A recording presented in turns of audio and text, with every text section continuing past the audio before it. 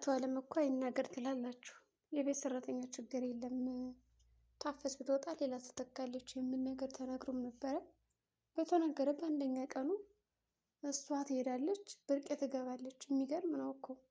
እንግዲህ አቶ አለም ሲያስጨንቀው የነበረው አንድ ጉዳይ ነበረ። እሱም የህብስት አለመገኘት እና ህብስት የእሷ ጉዳይ ቶሎ አለመጨረሱ፣ በተለይ አግባት የተባለው ነገር አለመሳካቱ በጣም እየበሰጨው ይገኛል። ዝሮ ዝሮ ይሄንን ነገር እንዴት ነው ማስተካከል ያለብኝ እባክህ አፍጥነው ቢለውም እንግዲህ አብነት እየፈጠነለት አይደለም። አሁን ላይ በእርግጠኝነት ንጉስ የሚባለው ህብስትን እንዳፈቀራትና እንደወደዳት ከሰማ አቶ አለም ምን ሊል ይችላል? አሁን ህብስትን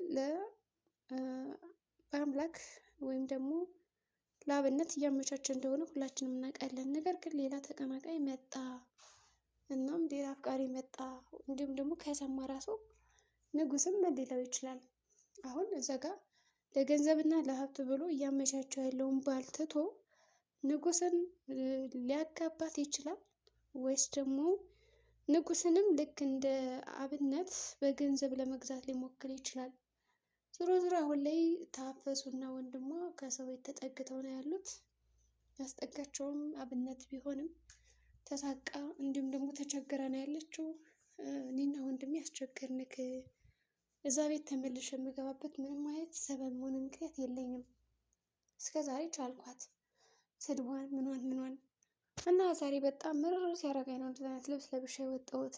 ስለዚህ አብነት እንደው ይቅርታ አድርግልኝና ተመልሼ መሄድ አልፈልግም እዛ ቤት በማለት ነው እንግዲህ የተናገረችው። አብነትም ችግር የለውም እኔ አዲስ ስራ ፈልጌ ያስገባሻለሁ፣ እናም ስራውን ከጀመርሽ በኋላ ጥሩ ጊዜ ታሳልፊያለሽ የሚል ነገር ነው የተናገራት። እሷም እንደዛ ከሆነማ አሪፍ ነው ትልና ወጥታ ጉድ ጉድ ማለት ነው የጀመረችው። እንግዲህ ከራሱ ቤት ምግብም ስትሰራለን ነበረ። በአምላክም ሌሎችም ተሰብስበው ለመብላት ሞክረዋል።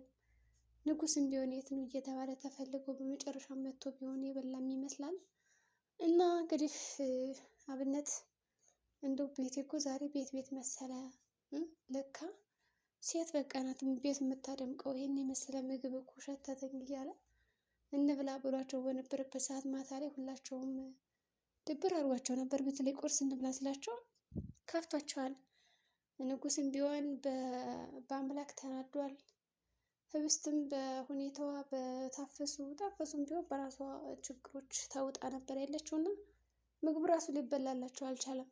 ዞሮ ዞሮ በቃ አትግዛ እንብላ ብለው እንግዲህ ይወጣሉ ማለት ነው። ሁላቸውም ተያይዘው እንግዲህ በአምላክና ያው ንጉስ ለጎሪጥ ሲታዩም ነበረ። ንጉስ ለምን ለጎሪጥ እንዳየው ግልጽ ነው። በአምላክን በተለይ ደግሞ ሁላቸውም ተሰብስበው በነበረበት አጋጣሚ ነይ ተነሽ እንሂድ ወደ ቤት እያለ የሚያንገራግራት ነገር አልተዋጠለትም። ሚስቱ እንደምትመስል ሁሉ ምንድነው ነይ እንሂድ ነይ ውጭ ምናምን እያለ የሚያንገላግላት የሚለው ነገር ለንጉስ ጥያቄ ፈጥሮበታልና ፍጥጥ ብሎም ነበር ያየው። ታዲያ ይህንን ያስተዋለ አብነት ሁላቸውም ከወጡ በኋላ ባዶ ቤት ሲቀሩ በሰላም ነው። ንጉሴ ግን እንደው በአምላክን እኮ ስታፈጥበት እና ለየት ያለ አስተያየት ስታይቻለሁ በማለት ይጠይቀዋል። ንጉስም አዎ ልክ ነህ አይተሃል በማለት ነው እንግዲህ የመለሰ። ምንም አልሸሸገም። ነገሮችን ለመደበቅም ለመሸፋፈንም የሞከረበት ነገር የለም። ዞሮ ዞሮ አዎ ከተባለ በኋላ ምንድን ነው ያደረገው? ይኸውልህ አሁን እኔ የማደርገው አንድ ነገር አለ፣ እሱም ወንድሟ ነው ብለኸኛል፣ ዘመዷም ነው ብለኸኛል፣ ምኗ ሊሆን ይችላል ብሎም እንግዲህ ጠይቆታል። ዘመዷና ወንድሟ እንዳልሆነ ግልጽ ነው እንጂ እንደዛ አይናገርም ነበረ የሚለውን ነገር እያስጠረጠረው ስለነበረ አብነት ጠርጥረዋል። አብነትም አሁን እንደዛ ነው በማለት እንግዲህ ነገሩን ላለመናገር ደበስበስ አድርጎ ነበር የመለሰለት። ዞሮ ዞሮ አሁን ንጉስ ወደ ክፍለ ሀገር የሚመለስበት አንዳችም ምክንያት የለም። አይ ወንድ ልጅ ለካ እንደዚህ ነው ወይ ተሳስሬ የተቀመጥኩ እኮ ከህብስት ስር እያለ ነው ያለው። ይህ ማለት ህብስትን በጣም ወዷት እና ፍቅሯት ነው ያለ። እንዲሁም ደግሞ ወዴትም መሄድ አይፈልግም። ቢመቻችለትና መሄድ ቢችል እንኳን ወደ ክፍለ ሀገር ለመሄድ የተዘጋጀ አይመስልም፣ ዝግጁም አይደለም ማለት ነው። ዞሮ ዞሮ እሺ ይሁን በማለት ነገሮችን ለማስተካከል እየሞከረበት ያለበት ሁኔታ ነው። አሁን ደግሞ ብርቄ ተመልሳ የመጣችው በእርግጠኝነት ንጉስን ፍለጋ ነው ብዬ አስባለሁ። ምናልባትም ንጉስን ካገኘች በኋላ ከአንድ ቤት ሊኖሩ ይችላሉ። እሱም ወደ ብርቄ፣ አብነት ደግሞ ወደ ህብስት ሳይሆን ወደ ታፈሱ፣ ህብስት ደግሞ ወደ በአምላክ ሰው 3 ጥንዶች ይወጣቸዋል ማለት ነው። እንግዲህ 3 ጥንድ ይወጣቸዋል። በነገራችን ላይ ብርቄም ከክፍለ ሀገር መታለች። ነገር ግን አሁን ላይ እንደዚህ ሲያያት እና በፊት ሲያያት አንድ ስለማትሆን ከተማ ከመጣች በኋላ አምሮባት ስለሚያት ምናልባት ንጉስ ህብስትን አውጥቶ ብርቄን ሊያፈቅርና ሊወድ ይችላል። ዞሮ ዞሮ አሁን የፍቱ ስራ ስድቦቿ እንዳለ ሆኖ ጓደኛ እንዳላት ወንድም እንዳላት ራሱ ወንድሟ እንደሆነ ራሱ ያገተችው ሰው አላወቀችም። እንግዲህ ታፈሱ ማለትም ይፍቱም አላወቀችም የሷ ወንድም እንደሆነ። ይህን ነገር ስትሰማ ደግሞ ምን ታደርጋለች?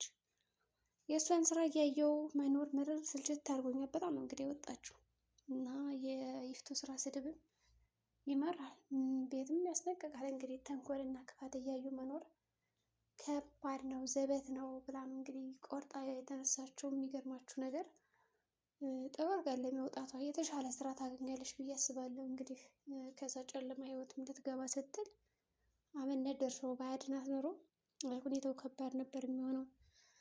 በአምላክ ራሱ ግን እዚህ ጋር ምን ትሰራለች በጠዋቱ ብሎ ሲያያት በጣም ደንግጦ ነበር እና የተፈጠረውን ነገር እንግዲህ ያስረዳዋል ማለት ነው አብነት።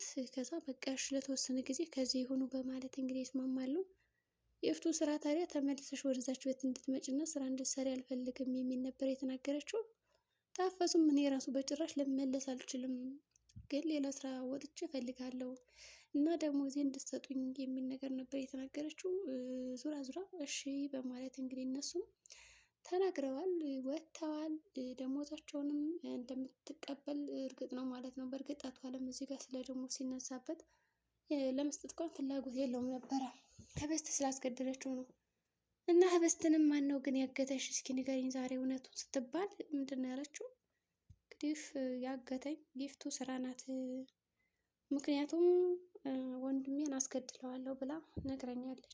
ስለዚህ እኔ ማንም እንትን አላለኝም እያለች ነበር። እንደገና ደግሞ ከእገተው ውጭ ነፃ ከሆነች ከጉልበቴ ስር ወድቆ ይቅርታ እንደሚጠይቀኝ ተናግሮ ነበር በአምላክ እና ስለዚህ ለምን ይቅርታ አይጠይቀኝም የሚል ነገርም ተናግራለች። በአምላክም ችግር የለውም አንቺ ከዚህ እጅ ከሌለሽበት እኔ ይቅርታ ጠይቅሻለሁ ብያለሁ፣ ቃሌን አከብራለሁ በማለት እንግዲህ ተንበርክኮ ይገኛል ማለት ነው ከእግሯ ስር። ህብስትም ይህን ነገር እያየች በጭራሽ አይሆንም እያለች ያለች ነው የሚመስለው። ከሁሉም ሰው ፊት ነው እንግዲህ ተንበርክኮ ይቅርታ ሊጠይቃት እየሞከረ ያለው። ስለዚህ እውነቱን ተናግራ ታሳፍራታለች፣ ታዋርዳታለች ወይስ በአምላክ ይቅርታ ይጠይቃታል እህቱን?